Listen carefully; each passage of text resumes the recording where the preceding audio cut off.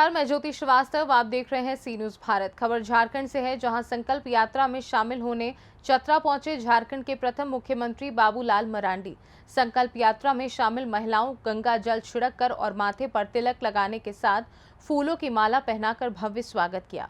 संकल्प यात्रा की जनसभा को संबोधित करते हुए वर्तमान सरकार हेमंत सोरेन पर जमकर निशाना साधा।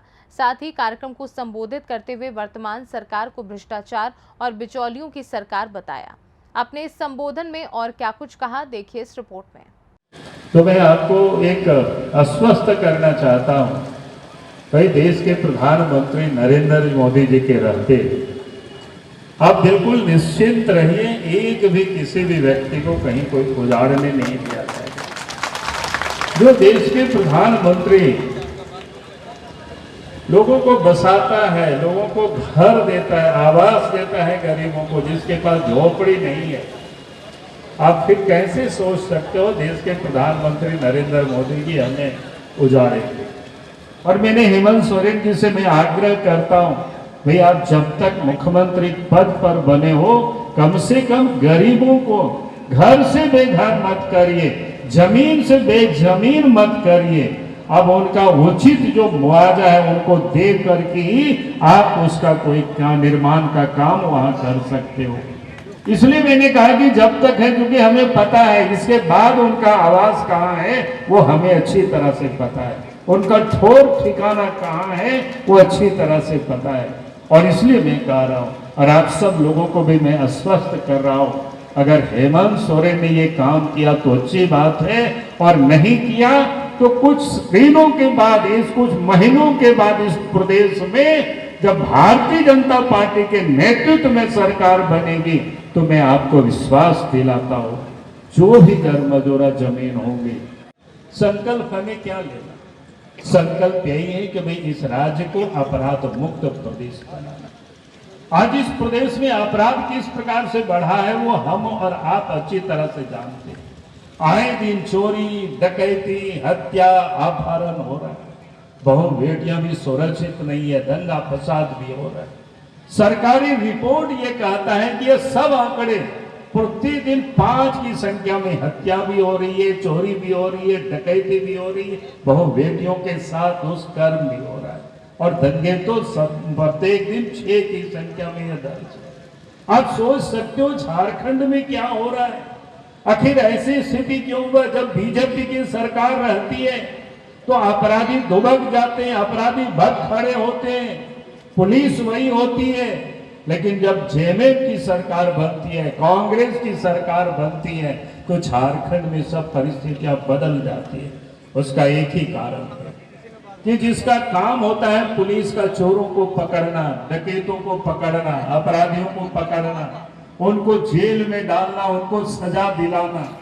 लेकिन हेमंत सोरेन ने राज्य की पुलिस को वसूली में लगा रखा। आज इस प्रदेश के अंदर में पुलिस आपको कहां दिखाई पड़ेंगे?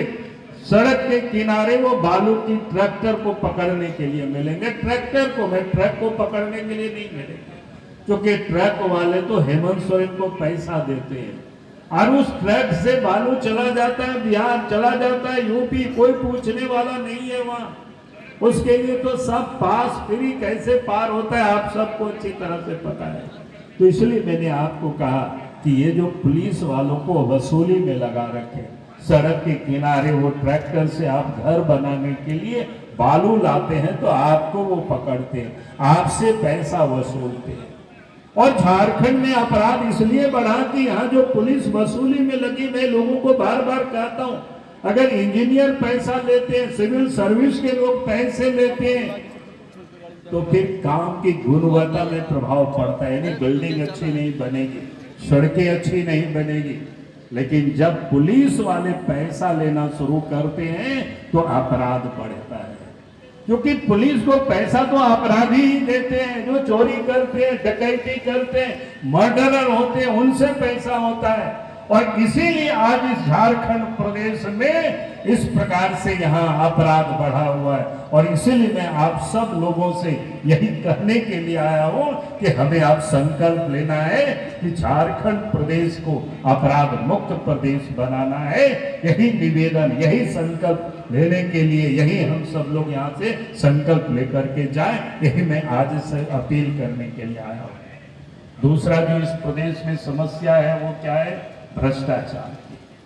अब इस प्रदेश में आप जहां कहीं भी जाइए, सरकारी ऑफिसों में, चाहे वो जाति प्रमाण पत्र बनाना हो, आय प्रमाण पत्र बनाना हो, आवासीय प्रमाण पत्र बनाना हो, मैं छोटी छोटी बात इसलिए करता हूं क्योंकि आम लोगों की जुड़ाव उसी से होता है।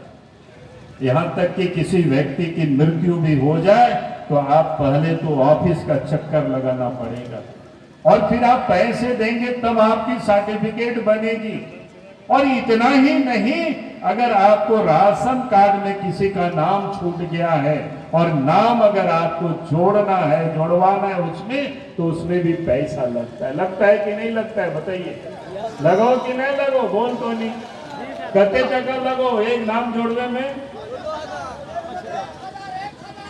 देखिए उधर कोई 1000 बोलता है, कोई 2000, कोई 5 बोलता है। कहने का मतलब ये समझ में आ रहा है कि जहां जिसको जितना मन करता है उतना वसूल लेता है लोगों से। अब सोचो भाई, गरीब कहां से पैसा देंगे? अब जब अफसर से हम लोग पता करवाते हैं कि भाई अफसर क्यों पैसा लेते, जिस वीडियो को लाख टका वेतन मिलता है, जिस सीओ को वेतन मिलता है, थानेदार को वेतन मिलता है, डीसी और एसपी को वेतन मिलता है लाख टका, और फिर गरीबों से भी पैसे वसूल रहे हैं, तो लोग बोलता है दे करके आए और महीना में भी देना पड़ता है। जैसे हम लोग और आप लोग महीना में मोबाइल को रिचार्ज करते, कोई 3 महीना में करते, कोई 6 महीना में करते, कोई साल भर में करते, वैसे ही सरकारी अफसर भी अपने मोबाइल को रिचार्ज कराते हैं, पैसा दे के आते हैं, कोई महीना में पहुंचाते हैं, कोई 6 महीना में पहुंचाते हैं। तो ये हालत है इस प्रदेश में। और जिस प्रदेश के मुख्यमंत्री, जिस प्रदेश की सरकार ही अगर भ्रष्टाचारियों को बचाता हो तो फिर भ्रष्टाचार कैसे समाप्त होगा?